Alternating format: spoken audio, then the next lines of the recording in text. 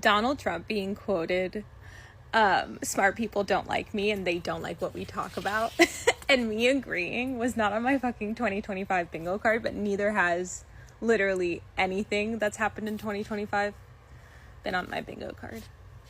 But I can't believe he's called you guys dumb, like, before his presidency, throughout his presidency. And y'all still riding and riding deep. It doesn't make sense, bro. It doesn't make sense.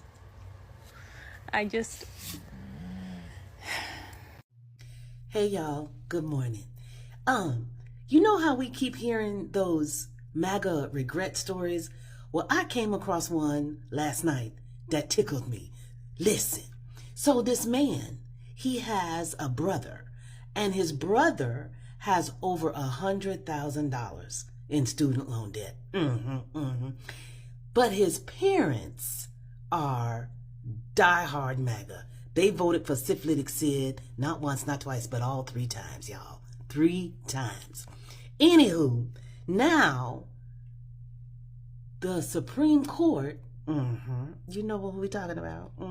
We're not talking about like Ketanji and Sonia. We ain't talking about them. We're talking about them other people. You know, them people on the right. Them, that Supreme Court. You know how they ruled that student loan forgiveness was unconstitutional. Well, now they are having a complete meltdown because their son has to pay that money back. Then, when he confronted his parents about it, the dad said, well, he just wasn't smart enough to understand what all that meant.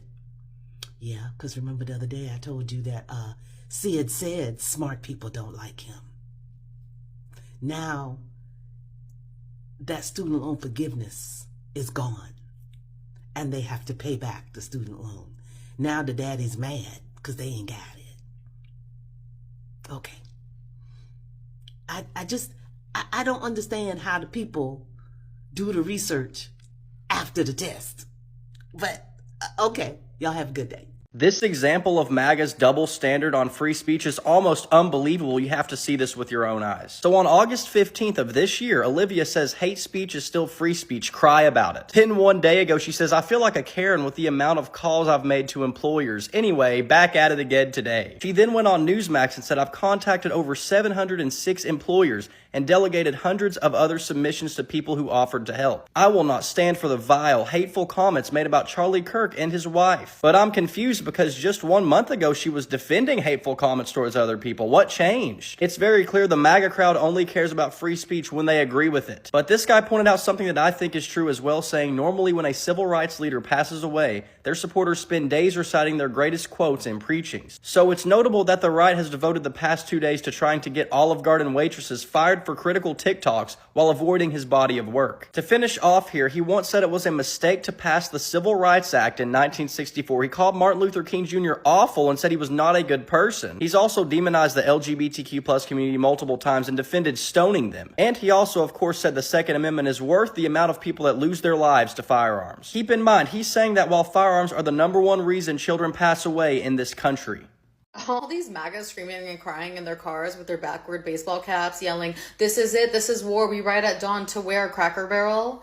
To do what? Be violent? You already are. I'm not even going to waste numbers and statistics proving that the majority of incidents in this country come from right-wing extremists because facts and figures hurt your feelings. But I am going to say that I am absolutely fascinated at all this energy and outrage for a grifter who was paid millions of dollars by the Koch brothers to lie and spread hatred and division every day. Because where is all that energy for first graders sitting quietly in a classroom or in a church? I don't see a single performative tear for them. Where are those dry eyeball tears for Democratic lawmakers and their family and their dog sleeping peacefully in their homes? Not a single tear for Capitol police officers on January 6th.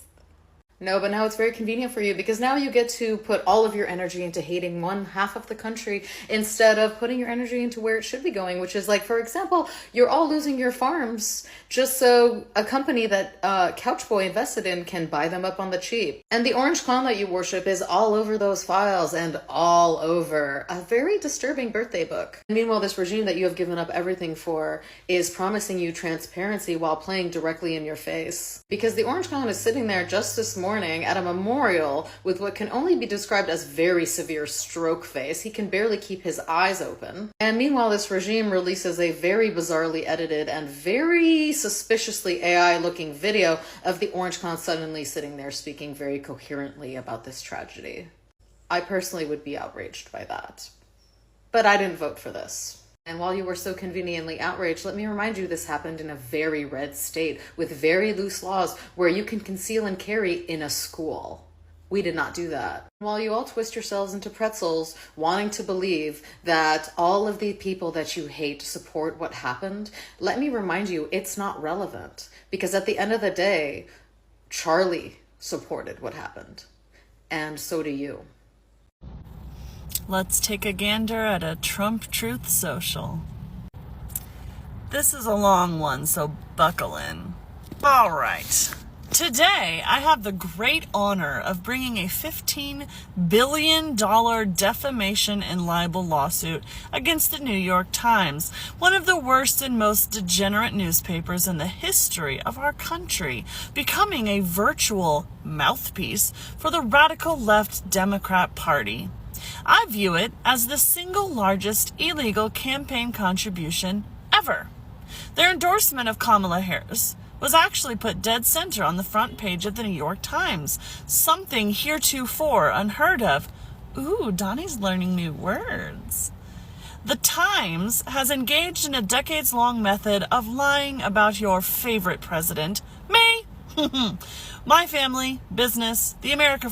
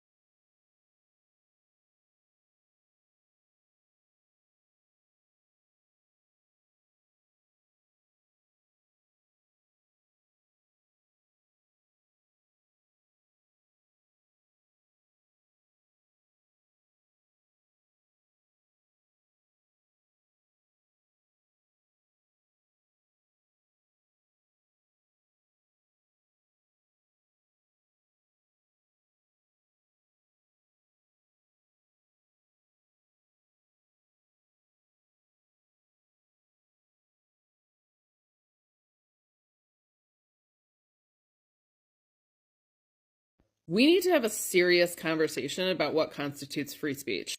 What is the difference between stochastic terrorism and free speech? Because if your free speech singles out a specific group of humans and calls them less than human, or says that they should not have human rights, that's a problem. And that's violent. You are inciting violence. And it's also dangerous. For instance, the people who don't believe that women should have rights within the medical system that are equal to men's, rights within the workplace that are equal to men's. Unfortunately, you have made yourself my enemy. And I'm not sure what you want me to do with that information, but it's clear in my mind, and it's very difficult to coexist with an enemy. And I think we need to genuinely ask the question, can we live peacefully with people who want to oppress us? Can we live peacefully with people who want to take our human, God-given rights away from us? I personally think that the answer is no. And if I'm being totally honest with you, I don't mind at all what those people want to do in their own space, in their own time. And perhaps we have truly come to an impasse where we do need to just separate. I don't want to infringe on the rights of other people to live the way that they want to live. I don't want to. I have no interest in controlling what the right wing in this country does. And I also have no interest in them controlling my life either. So, is it irreconcilable differences? I think we need to be brave enough to actually ask this question. Fucking MAGA. MAGA loves to scream victim. These fuckers have built an entire industry of it. Every time I look, they're crying about being canceled as if losing a fucking Twitter account is life or death. We laugh at them for spreading conspiracy garbage, and suddenly it's, help, we're under attack, the radical left is trying to silence us. Weak fucking beta fucking snowflakes. We're just tired of your lies and bullshit. You fucks whine about universities being anti-fucking conservative because they don't teach the white supremacy version of history. I'm sorry to tell you, the founding of this nation did involve chattel slavery and genocidal violence. They cry about Christian persecution because Starbucks cups don't have baby Jesus on them. Hey, fuckers, don't you remember this country was founded by people who didn't want to be forced to follow a religion they didn't agree with? They howl about free speech being dead while they broadcast on Fox News 24/7. Not to mention the countless right-wing fascist radio talk shows and the uncensored extremists on the internet, 4chan, 8chan, BitChute, Discord, all screaming pure white supremacist and fascist shit to millions. Hey, MAGA morons, mockery isn't violence. Criticizing your stupidity and lack of critical thinking skills is not oppression. Stop crying. Fuck. Trump has turned you all into fucking little crybabies. Your messiah, Trump, has taught all you weak fucks to project about everything. And while you cry about being targeted, you push the propaganda that the left is violent, that Democrats want to unalive all conservatives. That's pure projection, just like Daddy Trump taught you. The mob on January 6th, the endless strings of extremist MAGA shooters, that's real violence. All of them fools radicalized by Trump's lies and propaganda. But let's ignore that. Instead, you manufacture this fantasy that you're the hunted ones. It's a typical Trump con artist scam. Pretend you're the victim so you can justify your rage, your extremism, your power grab. That's the game. Weaponized victimhood. I get it. It's not just whining, it's strategy. And the rest of us are sick of being told the richest, loudest, most coddled scumbags in America are somehow on the verge of extinction. Fuck you. Educate yourself. Don't be a fucking MAGA.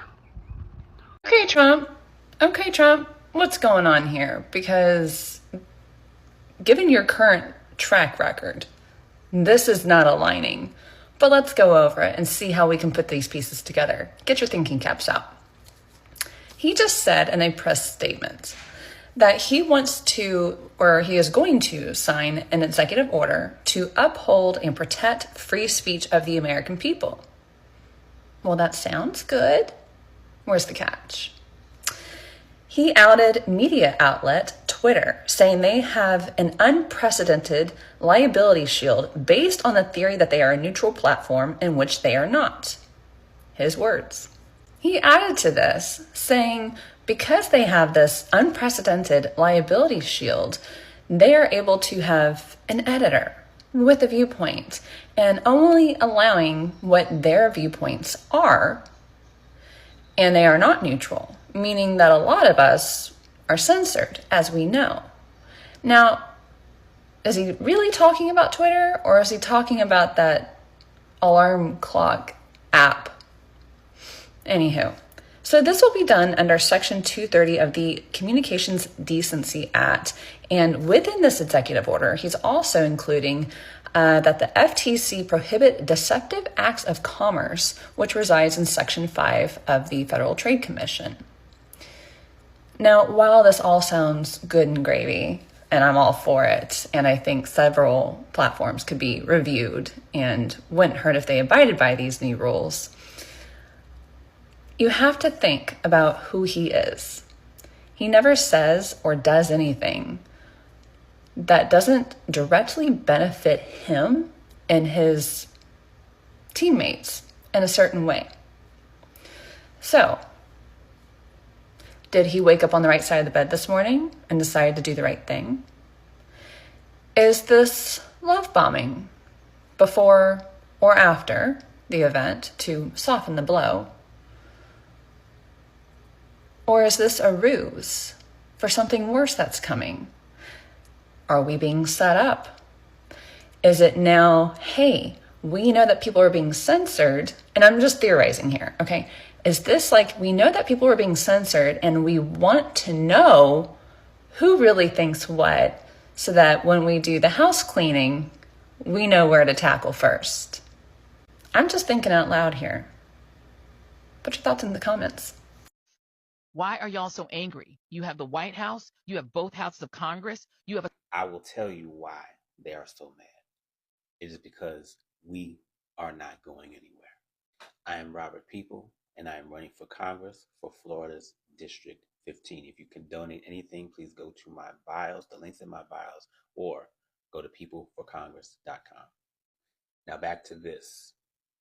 They are angry because they know what's coming, and there is nothing they can or will do to stop it. See, here's the thing. Power looks a lot different to us than what they actually feel they have.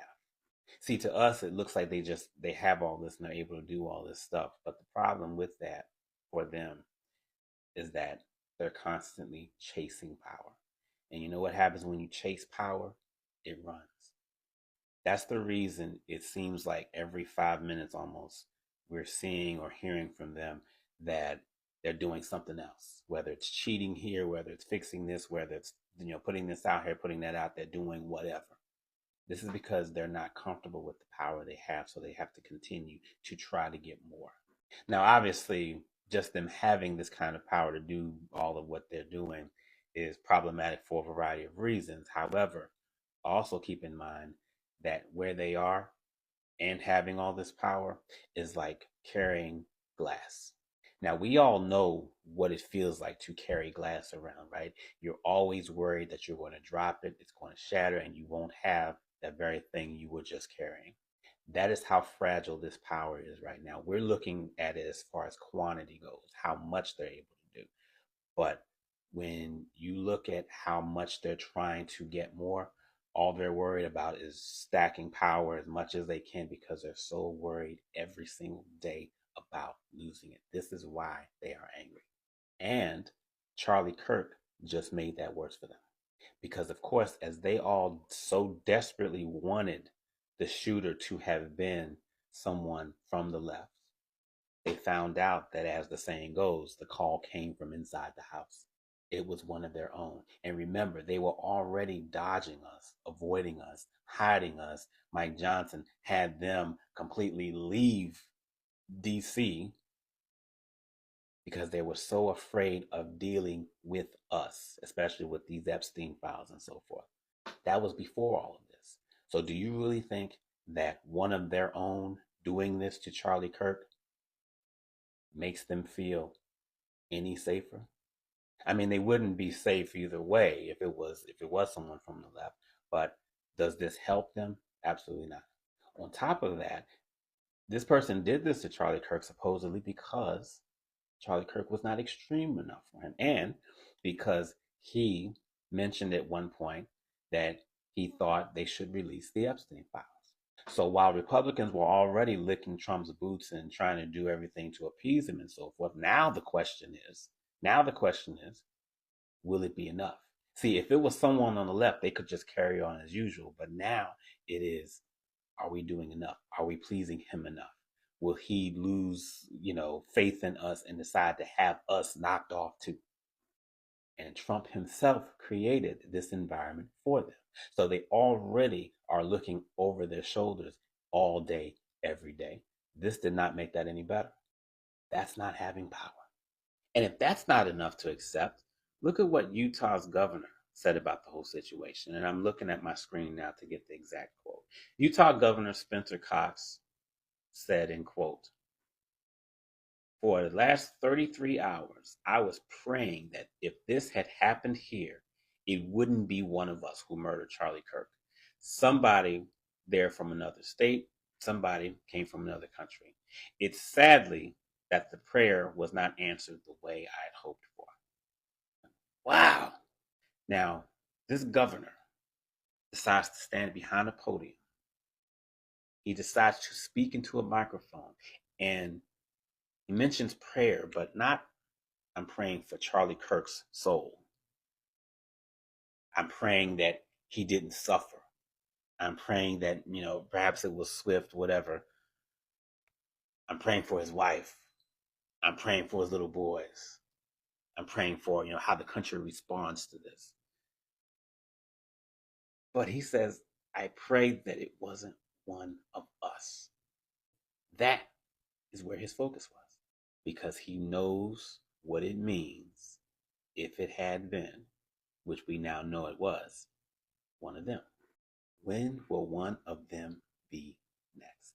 When will someone get one of them in their sights like he did Charlie Kirk, because they don't do something that Trump says or wants them to do, and so on? They are mad because of how uncomfortable they are, even with this power, this perceived power that we think they have. This is why MAGA is in our videos and in our comments doing so much talking, because they're not comfortable either. I mean, sure, they can say all the right things, but behind closed doors, they're not in a good place. And for Charlie Kirk, one of their own did him in, so how in the world could they possibly be comfortable after that? And I almost forgot, this website where where MAGA's trying to get people fired for not only making fun of Charlie Kirk's, of this murder, but also just quoting people, people quoting stuff that Charlie Kirk has said himself. If they are comfortable, there's no need to do any of that. Because remember, his wife, as she forced tears, said that this unleashed whatever it was. She said, I'm not even going to bother looking her quote up, but basically, people don't know what this means and how this is going to get all this. You don't have to say all that when you are comfortable with the power that you have. And we hear them talking so much about them being angry with the left over this Charlie Kirk situation, and they're forcing every laughable scenario possible. He had a transgender roommate. They influenced him, even though his entire family said they were MAGA or whatever the case. They're trying to force this to be us in some type of way, because they're already angry about everything, and they need to use us. They need to really hide behind us. They're taking out what happened on us, like they weren't already hating us to begin with. But again, how are they more angry with us than the man who put a bullet through Charlie Kirk's freaking neck? We are not going anywhere. I'm damn sure not going. And even though I've never made fun of Charlie Kirk's death, you want to call my boss, feel free. I mean, this will be the phone that rings anyway, so have at it. But this is why they're mad, because they know that at any time, they're going to drop that glass and they're going to lose everything they got. Oh, and there's no need to gerrymander Texas if you're not concerned about what's coming. And there's more, but I'll leave it there for right now. Again, y'all, please take a look at my website, peopleforcongress.com. See about donating whatever you can. The links are in my bio as well. They know exactly what's coming. Help me make sure they get it. Joy Reid. I like this Joy Reid. I am a big proponent of everything happens for a reason. Almost everything happens for a reason. It might not be the reason we want, okay? But everything happens for a reason. And Joy Reid being let go by MSNBC for pretty much no reason at all definitely happened for a reason, because she is unleashed, unchained, and unbound, and I am here for it. On her podcast, she kind of went on a rant, and you guys have probably heard it because people have been soundbiting it, and it's been going around. If you are following me on the YT, I will have the whole clip at the end of this video. So if you guys want to see it and see what she said, it's about a 7-minute clip. I'll put it at the end of this video. But I not only want to speak about what she said, but I also want to add something that I don't think she mentioned at the end. And I think it is probably one of the biggest things that she was talking about. But let me get into it. So she went kind of on a rant and was like, dude, y'all got everything you want. What are you so angry about? Like, y'all are still some of the angriest people on the right that I have ever seen. Y'all still angry. Y'all still coming after people, still blaming people for your problems. Like, you have every single thing that you want. And she started listing off some things. And I do want to list off a couple of things that I have taken note of, some things that I've done videos of. They got Bone Spurs in office, all of Bone Spurs people, all of their podcast sensations and things like that, and the FBI, not a lick of police work between them, but they're in there, and then they want to criticize the FBI for not doing any police work when it came to Kirk, but I'm like, they've never done any police work. He is completely unqualified for the job, but that's what you guys wanted, right? Like, you guys wanted people who just aligned with your ideology. You didn't care if they were actually qualified for the job, and the people who were qualified for the job happened to not fit into your mold, and so they were DEI hires, and so you got rid of them. You got rid of the gay guy in the FAA, the black people and the women in the Defense Department and in the DOJ. If they did not adhere to your political ideology, in your mind, they were not qualified for that position. So you got what you wanted there. You put one of the most dangerous people ahead of the CDC. And in all of these really crucial departments, not only did they fire with Doge all of the people who were actually qualified for those positions and knew how those agencies worked, but they replaced them with yes people who would just do Bone Spurs' and his administration's bidding. And this is what we have. We have planes falling out of the sky, landing upside down, having engine failures, clipping each other in the middle of the air. We have people in Florida with children who do not have to be vaccinated at all, and they are free to mingle with other children and get each other sick as much as possible. We literally just had an unaliving of a child from measles in California. The child was unvaxxed. Now you guys are erasing history, shutting down museums and taking history that you don't like and taking it out of the museums, frightening people for telling the truth because it's not revisionist enough for you. It makes you feel uncomfortable. It makes you look like the bad guy on ideology that you still believe. And so you want to make everybody think that that ideology is a good thing. So you want to erase history so that people do not understand where you're actually coming from and where you want to go. You've gotten what you want when it comes to removing the quote unquote illegal immigrants from this country, when in actuality, they're just removing anybody with melanated skin that looks foreign to them. And it's okay because the Supreme Court said that they can profile people based on the color of their skin when it comes to immigration. Not understanding that most of our immigrants are white. You have gotten what you wanted when it comes to the economy. You voted for tariffs. You got tariffs. And these tariffs are not only crippling our small businesses, but they are decimating our farmers. And our farmers are no longer getting the subsidies that I so eloquently laid out in one of my last videos. Go check that out, about all the subsidies that Biden had provided during his tenure in office and that Bone Spurs immediately took away. But they got everything they wanted. They owned the libs, which is what they wanted to do. You know, liberal tears and all of that. 7.5% of black people are unemployed.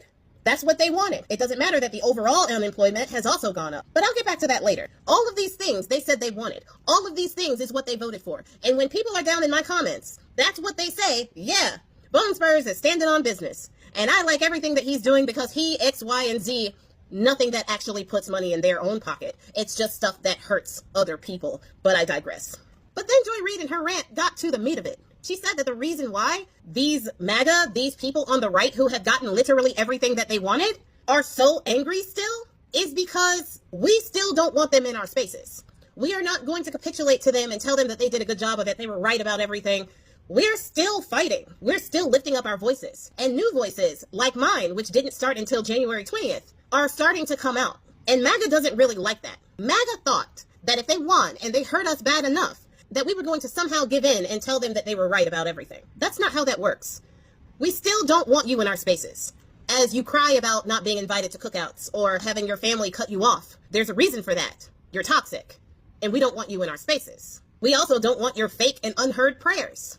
I got a lot of that since the Kirk situation, with a lot of people on the right who agree with him, who literally said, I feel like I lost a friend. A lot of people who would listen to his rhetoric and listen to what he said and agree with the things that he would say about women, about the black community, about the trans community, and every other marginalized community. And then get down into my comments and say that they were going to pray for me, as if any God in that book you claim to serve would ever hear your prayer. Your prayer at this point is a curse, and you can keep it to yourself. But I digress. MAGA men, and I mean black MAGA men and white MAGA men, and any MAGA men in between. Liberal women do not want you. Ever. That's another reason why y'all angry. Because for some reason you don't want your own MAGA women like you want liberal women. Maybe it's because it's a challenge. What is that? Ew. Go away. Nobody wants you. And honestly, that is why the black pill is a thing. And if you don't know about the black pill, people have been going down the Nick Fuentes rabbit hole and learning about the black pill. I did not do a video on that, and I might not, because it is absolutely diabolical. But another reason why they're mad, especially the farmers, Bone Spurs had mentioned something about the immigrants taking black jobs. People always wanted to act like they didn't know what a black job meant. Black people knew that the black jobs was the jobs in the field, the jobs in the hospitality, custodian positions, and things like that. Those were the black jobs that Bone Spurs was talking about. Farmers, like 78% of the farmers in Arkansas, thought if they voted for Bone Spurs and he got rid of all of their immigrants, and then they took DEI and affirmative action programs away and fired all of the black people, that black people would just assimilate back into the fields. See, the thing is, you obviously don't know black people very well. I did a video about how white people still think that we are in those concrete rises. They still think that 3% of our population is in poverty. And the ones that they do see in the nice white neighborhoods, we're just one of the good ones that made it. 48% of the black community are middle class, and it's growing, as well as our numbers. So we don't have to get back in our fields. If black people don't have a job and they get fired from their positions like I did at the beginning of this year, losing all of my clients with freelance, then they're just going to find another way. We are extremely creative. We are extremely innovative. We are extremely resilient and determined. And we have decided that not only are we not getting into the streets, we're not getting into the fields. So they're mad about that.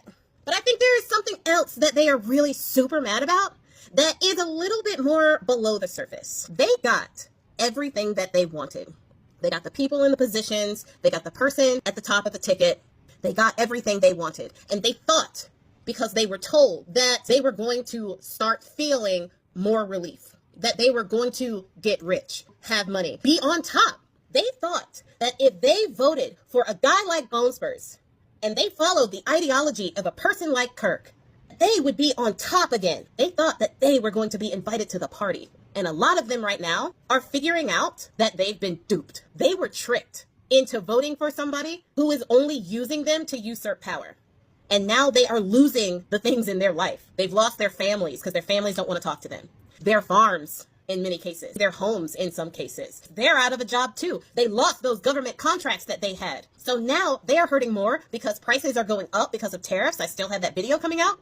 And they now don't have a scapegoat because everybody that is in power, making them feel the way that they feel, are the people that they put there. That is why they're angry. It's because they were wrong and they know they were wrong and they don't want to admit that they were wrong. That's the true reason why they're angry. And I'm so here for this.